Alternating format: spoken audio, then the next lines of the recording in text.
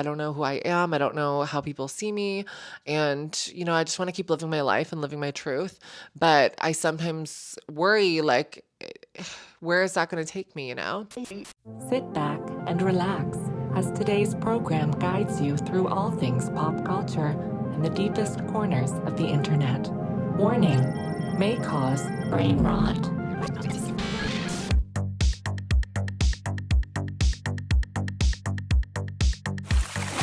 Hi, everyone. Welcome back to Brain Rot. How are all my brain rotters doing? Are our minds totally decayed this week, or do we have a few more brain cells to spare and just vibe and hang out?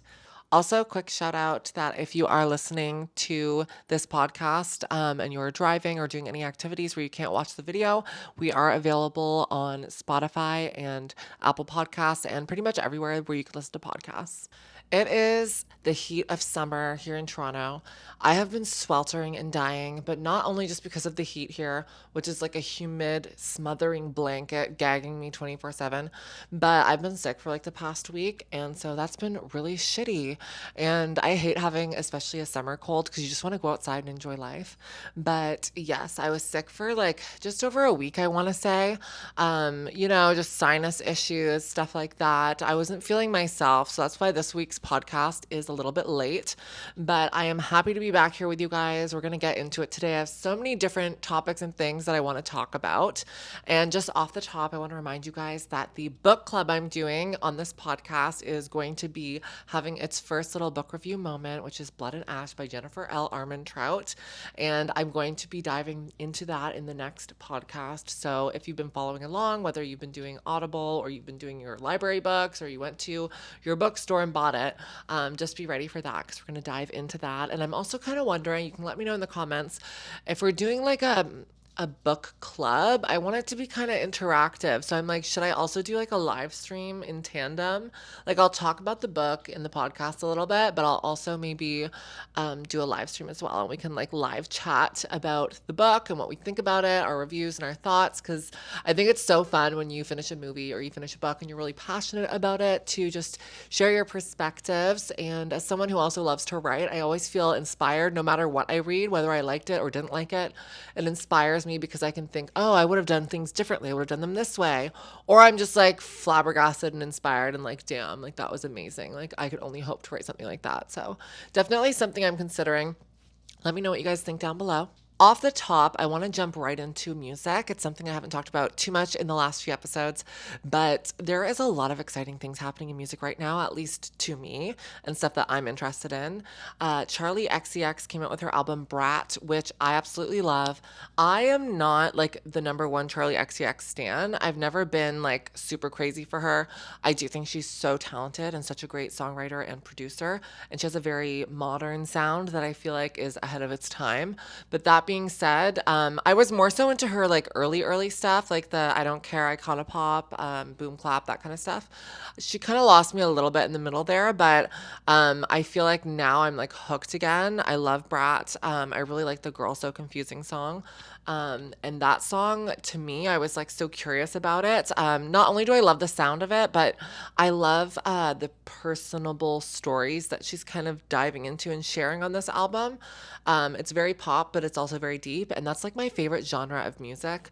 And she kind of was talking about how she like went out for dinner with someone who has the same hair as her, and she was wondering, like, people said that we like should get to know each other.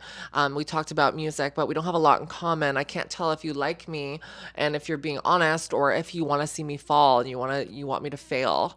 You know what I mean? Like that kind of competition aspect, especially for women in the music industry. And I was thinking to myself, who could this be about? Who has the same hair as Charlie XCX? The lore behind the whole song was so intriguing to me. And this is just someone who has no tea on the situation, no clue who it was about. But just listening to the song and hearing the story, I was like, wow, I want to know more. And what happens? Last night at midnight, she releases a different version of the song, a remix with Lorde featured, because this song, what I'm assuming, is about Lorde. We had the same hair, and Lorde references that in her verse, and it's so good. And she talks about things from her perspective and how she felt awkward meeting Charlie XCX and how she didn't really know what to do. She was feeling like what's the word, like not self-aware, but when you're feeling like deprecating towards yourself, like she was feeling very self-conscious, and she's talking about her own issues with her body and her struggles. And so you kind of see it's like a call and answer where you have someone who's saying, okay, like I met this person and I don't know like if she was a real genuine person or not. And you, the listener, are like, okay, you're hearing Charlie's side of the story and you're like, damn, like was she? Who knows? And then you hear Lord explain her perspective, and it's a classic case of, people that were just both kind of dealing with their own insecurities, and it caused them to be like almost two ships passing in the night. But now they work together and they release this song, and I think it's so, so cool. And I do think they have similar musical vibes in a way. So love that. Another person I want to talk about is Chapel Roan. She's just blowing up everywhere, so you guys have probably heard some of her songs by now. My friend Jill actually recommended me to listen to her, and I gave her a couple listens, but I just wasn't in the mood at the time when she recommended her. But I've since looked into it more. I see her all over TikTok. Love her. She's so talented. Her vocals kind of remind me of like Kate Bush, people have been saying as well. Just her like whole stage presence and her vibe. I haven't seen this a lot, but she kind of reminds me in some ways of Cyndi Lauper. She's just very like, she's got this theatrical, almost 80s like style and vibe to her music. It's so carefree and fun, and she's so, so talented. So I'm always so happy to see a girl succeed, especially she's been doing this for so long in the industry. I even saw like this one post on Twitter where Troye Sivan and Connor Franta were like posting with her in like 2014 and trying to promote her when she had like 3,000 subscribers on YouTube. So it's just cool to see the progression and how, if you have a dream and you have something you're passionate about, keep doing it regardless of whether or not you become successful or mainstream, because you never know. And as long as you put you threw your whole pussy into it, you're going to have a life well lived. You don't have to be appreciated during your lifetime. If you are, you're so lucky and that's great. But, who knows? Even if, it doesn't pan out for you, you created something, you left your mark on this world, and maybe in like 20 years after your death, it'll be like a Da Vinci. You never know, right? So I think that's so cool. But yeah, definitely check out Chapel Roan's music. Absolutely love it. So good. So, a story I want to kind of get into, which is kind of cuckoo and crazy. Don't judge me. We don't judge here. But I feel like I put myself into drug-induced psychosis last Saturday. I'm being a little dramatic. I know like that's a very like medical term and like I shouldn't use those things lightly, but it really felt that way to me. I don't know what I was thinking at the time. It was a Saturday night. I didn't really get up to anything, I don't think. Like what was I doing? I can't quite remember. But I almost got amnesia from this incident too. I had smoked weed a bit back in the day, and I like years and years ago. And every so often I'll smoke it, like once in a blue moon, like probably less than once in a blue moon. And I found this like half smoked roach in my apartment. If you don't know what that is, it's basically just like, a joint that's, pretty short and it's been used. And it was pretty ashy and gross. So I had this, roach, and it wasn't like it was a little bit more than a roach. I would say it was like maybe half a joint. And I was like, you know what? It's a Saturday night. I didn't really get up to much. I've kind of been a homebody, and I kind of just want to smoke this and then go to bed and just like relax, right? Wrong. Terrible. I haven't smoked weed in probably like 5 or 6 months. And so my body's not used to it. And also I've always been a very lightweight for those types of things. They really affect me. Weed, alcohol, anything. Like I can't handle it. Anyways, I went and I just like was by my balcony, giving a little puff. And I that said to myself, you know what, just smoke the rest of it because it's already a roach. You're not going to like save that. So I just, puff. And I ended up coughing a bit. I heard that if you cough when you're smoking, it makes you more high. I don't know. But all of a sudden, out of nowhere, it hit me like a brick wall. I felt like I was gasping for air. And I'm by myself, right? And so I hate when shit like this happens and you live by yourself and you're just like thinking you're gonna die, like major panic attack. I started like hallucinating, I feel like. So like I went and looked at myself in the mirror. Pro tip, don't look at yourself in the mirror when you're high out of your mind.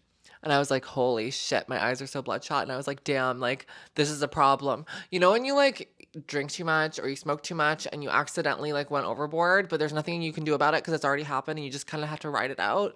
I just looked in the mirror and I knew in that moment, I was like, it's over. girl, it is over. You outdid yourself in a bad way.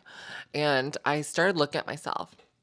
And I feel like I sometimes when I smoke and it's like a too much type of thing, I tend to have my insecurities amplified. I become paranoid, and I don't really have a handle on reality. I know that I'm not in my right mind. I know that I'm not thinking properly, but I can't control my brain in these moments. And it's like this wild roller coaster ride of emotions and insecurities. And this has happened to me several times. And I think it's just because I'm a trans person, but I'm sure other people who have smoked too much weed and have other insecurities, it could tap into something like with that as the main issue. But for me, like I start to like second guess myself. I start to think in my head like no one actually sees me the way that I want to be seen. I think like one of my goals with transition obviously was to be seen as a woman and to just like, transition and be myself. And to like, just exist and move through space in a way that's like authentic to me, but also, just authentic to my femininity. And sometimes I feel like and we're going to get deep here. I get into this very strange place where I'm questioning and I'm like, wait a minute, like is everyone supportive of me? Like everyone who is supportive of me, are they being supportive because they actually believe what they're saying to me? And like, when they say compliments, for instance, like, you're so beautiful, like, you've done so well for yourself, like, you're so, like more superficial in some ways, but also just on a deeper level, like, you're a woman, like, I don't see you as anything else but that, and like, I have people in my life that are like my hype people and, they're not trans, but they hype me up or they act like they forgot I was trans or, and those are like affirming things that have just like happened throughout my life. And so I feel very fortunate and thankful for that. But when I was high, I'm like sitting there and I'm like thinking to myself, like, what was all this affirmation? Was all of this support? Was it all done to uplift me in a forceful kind of way? Or is it genuine and honest? Like, do these people really think that, do they really think that my transition went well? Do they really think that I'm pretty, like, in spite of being trans or because I'm trans? You know what I mean? Like, are they just complimenting me because I had a difficult life and it was hard to transition and there was adversity? Or am I like anyone else on this earth and they just genuinely thought, no, like I like your sense of style. I was going through these like philosophical things about my own identity and how other people view me. And it's never good to do that. Like it's just so much healthier to just exist and be yourself and not worry about those types of things. We're in our don't give a era. At least I want to be in that era. And this was the opposite of that. And sometimes it can be good to just kind of let go and explore that darkness. And I feel like I kind of allowed myself to do that. And I just felt like it was like body dysmorphia turning up the dial. Like I was hallucinating things in the mirror that just like weren't there, but I was just kind of like hallucinating myself as if I never transitioned, or like just hearing hate comments in my head from like reading them online, like, oh, you have this wrong with you, you have that wrong with you, your voice sounds horrible, all these things. And I'm like, okay, I have all these hate comments and they could be from trolls, they could be from people I don't respect, or they could be from people who are really being honest with me. And the others in my life who care about me aren't being as honest because they don't want to hurt my feelings because they care about me as a person. You know what I mean? And so in my head with my paranoia, I started thinking like maybe it's a little bit of both. Who knows? So I just felt like I was falling down this rabbit hole. And then I started just like looking up comments online and Googling myself to find, I guess like objective perspectives on me from people who don't know me, but who like just see me online. And then I was like, you know what? Like if you are seeing me online, 90% of the time, you're probably not seeing me 100% of the person that I am. And so I really can't take that into account. But that's like me sober, me like not being greened out. And that's like a healthy thought process. But when I was like in that moment of like almost psychosis, I feel like I was unable to stabilize my thinking and to ground myself in reality. And so I just kind of fell down that rabbit hole and it was kind of scary. And I felt like I was having a panic attack. And I almost texted my sister at 3 a.m. and I was going to be like, are you awake? Because I'm freaking out. I felt like, the blood drawing from my limbs, my hands, and my feet. My heart rate was obviously going fast. And I don't know. I just felt this kind of like quiet desperation of like, I don't know who I am. I don't know how people see me. And, I just want to keep living my life and living my truth. But I sometimes worry, like, where is that going to take me, And so just sometimes it's cool, and I don't mean that in like a dramatic way, but like sometimes it can be cool to completely detach from reality. Like I almost didn't even feel like I was connected to my own body anymore. Like I was just like so enraptured in like other people's view of me, in society's view of me, in my own like philosophies of who I am and what it means to transition. And it was freaking weird, you guys. I don't recommend it. I don't know if I like really learned anything meaningful from it, but I just thought I'd tell you guys because it was something really weird and interesting that happened to me. And I feel like sober me looks back and reflects and goes, okay, like some of those things that came to light, they were not grounded in reality. And so in that way, I can move forward and be more confident in myself because I know that some of those demons I'm fighting are demons just within my heart and in my head that I have to overcome. Elio, what are you up to? He's like causing drama. I think he wants he wants my little tennis balls that I put up on the console. Elio, come here. What are you doing? Come here. Come here, Peanut. No. Oh gosh, Elio's like giving me the death stare. I wish I could show you guys, but I'm not going to move my camera setup. But 1 second. So yeah, that happened. And it's not even correlated to anything specifically. But I think something that's really fascinating that I like to talk about sometimes, just because it is my life experience. I know we get sick of the trans stuff. Like no one's more sick of it than I am. But something that I'm even more sick of than like, just always having to talk about trans things is also just the shallowness of physical appearance. I obviously put time and effort into fashion and into makeup and hair and looking how I want to look. And like all that stuff is so important to me. But I think because before I transitioned, I obviously lived as a boy growing up and whatever. And I wasn't so connected with my own body and my own sense of self. I never really had that kind of pride in that way. And I was kind of, a background character. And that was like how I felt. I felt like more of an observer of life than like a liver and a doer. And in some ways it was really peaceful. I think what I'm getting at is that I didn't feel so perceived. I felt like I wasn't a threat to anyone. I felt like, I could just kind of be a people pleaser. And I kind of lived that role for a long time. And so to transition and to all of a sudden it felt like overnight almost to all of a sudden be moving through this space as a woman and in the world as a woman, at least optically. Because I know there's a lot of people that will challenge me and be like, you'll never be a woman, like you're a trans woman, you'll never know what it's like to grow up as a woman and all this stuff. And like to that, I'm not going to argue, I'm not going to fight over that. But what I say is that optically, I was perceived as a woman very early on in my transition. And that is a great privilege, but it's also a great mind because I all of a sudden was experiencing life in a very different way with no prior knowledge, no prior help, and no experience. And I had so many of my boundaries in life pushed, whether it was by people or friends or whoever, but mostly by men, because you're looking at someone who was never really perceived in a way that was like amorous or attraction based. I obviously was always into men, but I never experienced any romance prior to transitioning. It wasn't something I felt comfortable with in the body that I was in and in the gender that I was expressing myself as. And just in general, like I was never like the object of anyone's desire. Like no one was like, you're so beautiful. Like I never felt like someone that would exist in that landscape. Like the concept was so foreign to me.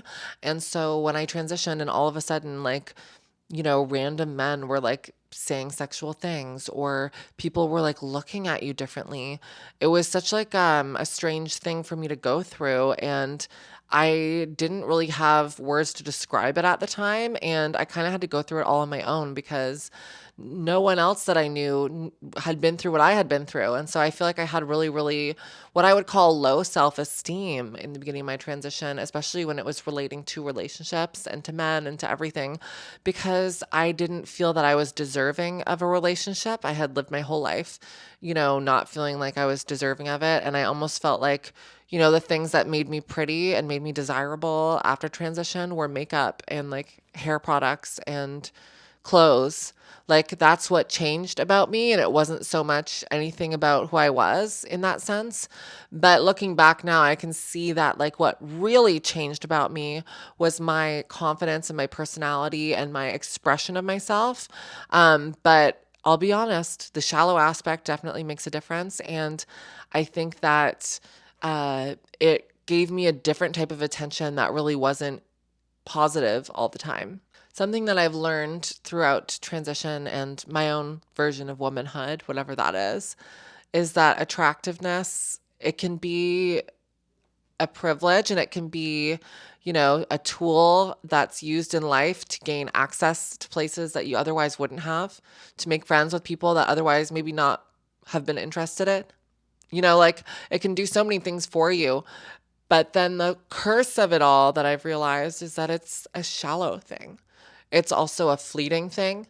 And it creates these dynamics and relationships and experiences that I feel like aren't as authentic.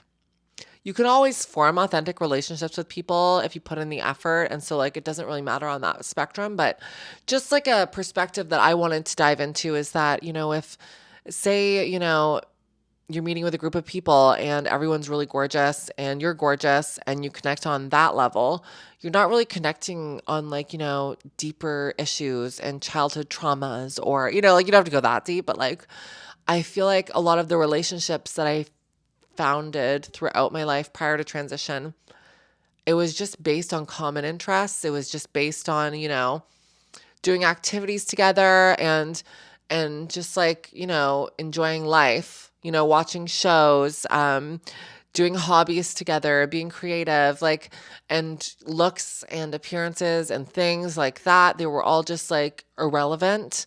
And there was some kind of like peace in that, I feel like something that I'm in a rut with at the moment is like this idea of being seen in a more objectified kind of way. I think what my like soul and my heart yearns for is to connect with someone on a deeper level and to really feel seen and understood. And I think I didn't feel that way in the end of my last relationship.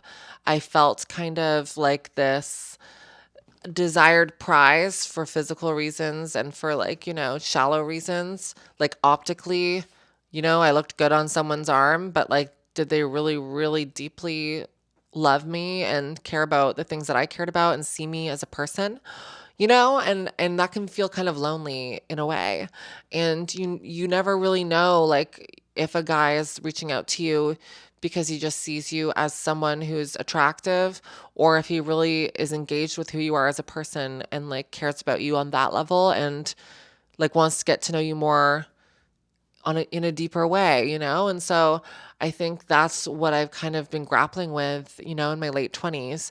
I'm like thinking back and I've confused in some ways attention with people wanting to get to know me on a deeper level and care about me as a person versus, getting their own gratification off of that, whether that's like in a relationship with a man or whether it's people wanting to be associated with someone who has like a modicum of success or a following or is like attractive in a superficial way, And so I sometimes like I'm looking back and reflecting and being like, like what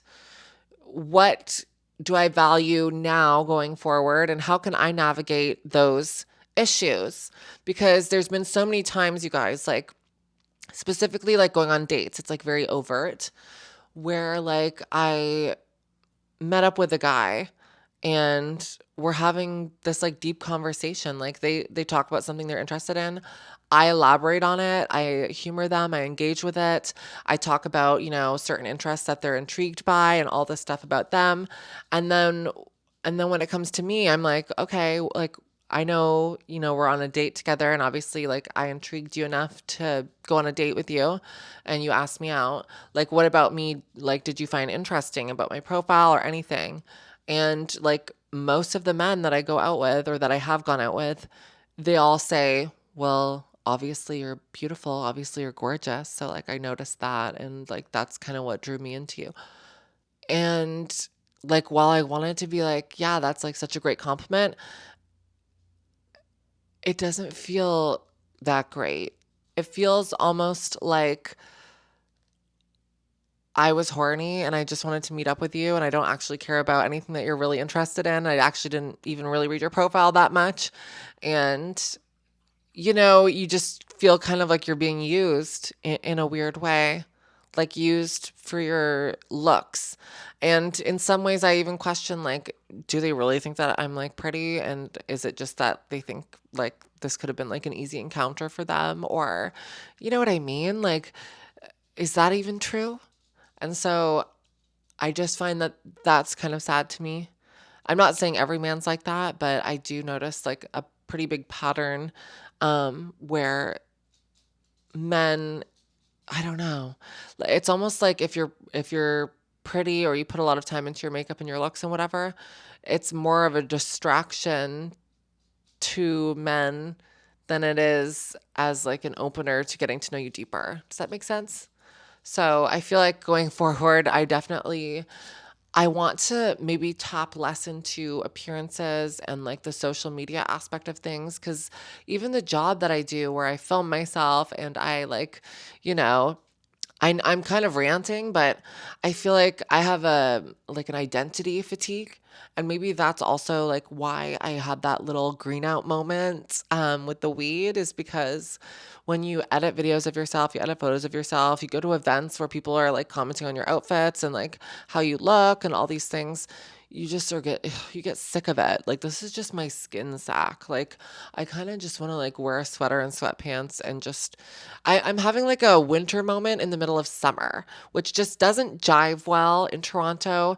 I spend all winter wishing for summer and, feeling depressed. And then summer comes around and now I'm in this like winter mood where I'm like, I just don't want to be like seen or perceived. And I just want to like hole up in my bedroom and like write a novel or something.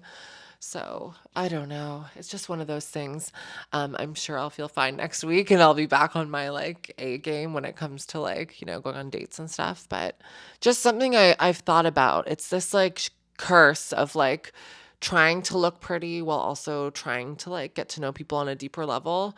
And like if you're putting an effort into looking like superficially pretty, are you then taking away time and effort from nourishing your soul and your mind and body and everything in that deeper kind of way? Um, yeah.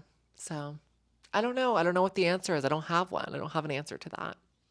Another music topic I wanted to talk about is KP6, Katy Perry 6, her new album that's coming out, and her song I think is releasing on July 12th, and it's called Woman's World, I think. And it's kind of being dragged on social media.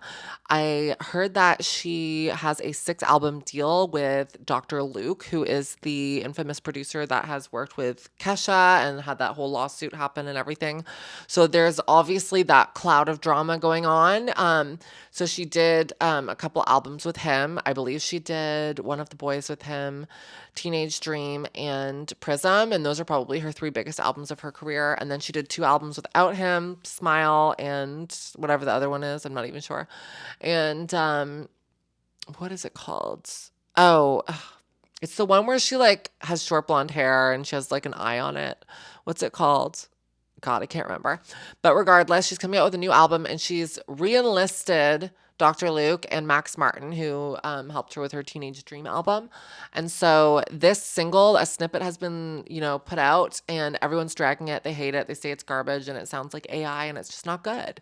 So I don't know. And now people are saying that maybe it was a joke and she was like trying to lead people off the scent of what the actual single will be. But then there's also people saying that now, of course, she would say that because it's kind of flopping, even though it hasn't even been released yet.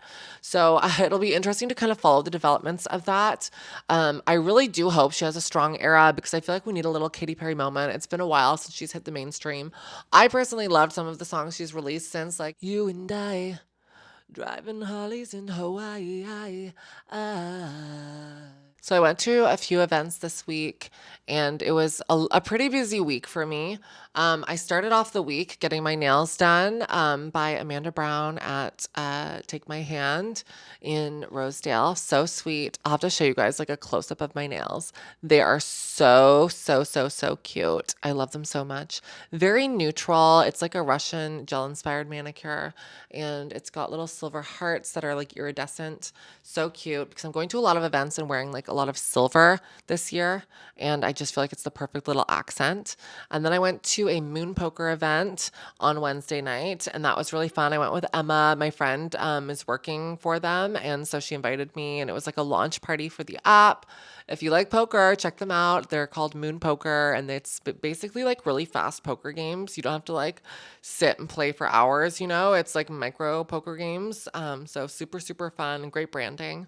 And then I went to a beauty panel on Thursday, and that was basically just like industry professionals showing their makeup techniques, facial massaging, and skincare and stuff like that, and just kind of going over all those things. And I got to meet a few cool people. I also met up with my friend Jordan, and she was there as well. She's another trans girl based out of Toronto, and I was chatting with her, and I might have her on the podcast soon. So I think that would be fun. I think it would be another great like interview opportunity, but also just like hangout sesh, and we could like gossip about like trans things that I feel like I don't always get the opportunity to do with my other guests. So super fun. Still trying to like schedule stuff with Emma as well. So Emma will be on here soon too. I'm trying to think of like some important takeaways from today's pod, but I think a lot of what I've talked about today is like identity focused and like soul searching, finding your like deeper purposes in life, and like just finding that sense of stability and happiness, I think is so important. And I think just remembering that, you know, if you are going through these things like myself, you're not alone. Everyone is kind of vibing out and finding different pathways and things that are working for them. You might see someone who is making tons of money at their job, and it seems like on the surface level they're doing great financially, but then all of a sudden like they have a burnout and they quit their job, and they, you know, absolutely lose their minds. Sometimes you just need to travel, you need to get out of your comfort zone and do some soul searching. I definitely kind of feel like that could be me at some point. I do have a crazy date story time to tell you guys though. I had a FaceTime date not too long ago, and it was absolutely unhinged and deranged. I don't know what I was thinking, but also I kind of do because, like, you know, FaceTime date is not that crazy. I feel like it's almost more safe and better than meeting in person because there's no stakes. Like, you know, you can just click, hang up, done. So I was just literally swiping on Tinder one night, and this guy messages me. His profile looks super normal. He's like traveled in Europe. He looks really handsome. He's got that very like old money vibe with the button down shirts and the boat shoes and whatever. Just, you know, very like classy, elegant, and looks like he has his life together, right? Wrong. He asked me to FaceTime. He's like, this is gonna sound crazy, but like, do you want to FaceTime and just like get this over with? And I was like, you know what? Yes, I do. He doesn't say get this over with, but you know what I mean? Like, just like break the ice, basically. It was like 11 p.m. It was late, but we had just matched, and I, guilty as charged, was on Tinder at 11 p.m. And so we FaceTime, and he is unhinged. He answers the FaceTime call. He's got all of his hair swept to the front of his head. He's not wearing a t-shirt. His hair is greasy as and he just was like acting wild and weird. He kept on like using certain phrases or certain like turn of phrases throughout our conversation. You know, when like someone wants to sound intelligent or they just learned a new word and they use it over and over again. I think contingent was one of the words he kept on using over and over again. And I was like, blank, you know, like, what are you trying to prove? And he was just in like a weird place. I don't know, like going through it. He was trying to tell me that he like worked this high level job, and I was like, okay, what is it? He's like, I can't tell you because I'm under NDA. And I'm like, oh my God, like literally, like, why even bring it up then? You know, like just so obnoxious. And then finally he does tell me like what he does. He's basically doing like some coordinating with the university. I'm not going to get into it because obviously like I'm not supposed to, but like, basically he just like was working with this university and coordinating certain faculties and whatever. And he was just saying that he was working like 12 hours a day for 7 days a week. week and he was like completely overworked and he was having a mental breakdown. He actually just like got mental health leave from work. And he was just telling me all of this, blah, blah, blah, blah, blah, blah, chatting through the whole FaceTime. And whenever I would try to like say something or chime in, he would say, "Don't interrupt me." And then he gave me an apartment tour and it was unhinged. He had just recently purchased this condo, and I'll give it to him. It's a nice condo. I thought, there's so many aspects to him that were impressive, on paper. So I was very like locked in. And when I actually got to know him, it was like, whoa, this is deranged. So he gave me the tour of his apartment. It was fine. But then he comes to his bedroom, and on the floor is a huge pile of clothes, like a mountain that's like in front of his doorway, his like archway of the door. And his bedroom door is off the hinges, leaning against the wall. And I'm like, oh my God. And he's like, yeah. He's like, I thought I could move the pile of clothes by pushing my door open one morning. And I pushed too hard and the door broke off the hinges. And I was like, unhinged much? It was bizarre. And at one point he asked me if I like country music, and I said, not really, like I'm impartial. And then he's like, because I have a country hat, or a cowboy hat, sorry. He's like, I have a cowboy hat, and took it out and put it on his head. And I was just like, are we in Looneyville? Like, what's happening here? I know he was like going through a mental breakdown, and I basically like had a nice conversation with him afterwards. And I was like, I honestly don't think you should have FaceTimed me. I'm not really sure what the purpose of this call was. Like, if you were trying to, make me interested in you or get to know me, this was not the way to do it, because I literally want to run for the hills. Like, this is terrifying. I wish you the best. And I really think that you should go seek out therapy, because he wasn't doing that. I'm like 99% sure that he probably has like undiagnosed mental illness that needs, diagnosing pronto, because if you're having like work burnout and you're not able to function on a basic level, you have piles of clothes in your house, and you're FaceTiming girls at 11 p.m. on a weeknight instead of resolving your issues, then I think you should probably go to therapy, And I said it in a very nice way, and I humored him the entire time because I honestly did feel bad for him. And I'm very, very patient with people. Yes, I am. I'm patient. I could have hung up at any moment, but I will say it was kind of entertaining. Anyway, so yeah, I went through that whole crazy thing. He did tell me at one point that his dad was an architect, and I feel like his dad probably helped fund his lifestyle, because there's no way, like buying a condo at his age and like with his capacity. I was like, there's no way. But it was also like really nicely decorated inside his apartment. So I don't know. Maybe I just caught him at the wrong time. But he did like message me like later and say like, I shouldn't have FaceTimed you. Like, I don't know what I was thinking. You were totally right. I hope you can give me another chance. I never did, because, in my mind, like if something like this happens, like I would be a fool to ever like reach out to someone again. People show you who they are, you know? You can't just like try to see the best in everyone, because then you're going to end up wasting your time. But it was an absolutely deranged FaceTime, and I'm so glad I never met him in person. Can you imagine if I like went out for dinner or drinks with him, like what that would have been like? I can only imagine. And I'm so glad that it was just a FaceTime, because that would have been like horrifying. He kept referring to himself as like type A golden retriever. And I was like, stop labeling yourself. Like, just, when people are telling you who they are versus just like existing and showing you, it was bizarre. I hate that. Like, I hate labels for that reason. Like, I hate when people try to tell you who they are through their labels. It's kind of giving like, I don't know, like bizarre. Just not my vibe. Like, I'm going to decide who you are from my own life experiences and from my perspective. You're not going to tell me who you are based on labels. And that's the way that the cookie crumbles, right? So that was my crazy FaceTime date from hell. It was kind of funny, kind of sad, kind of disturbing.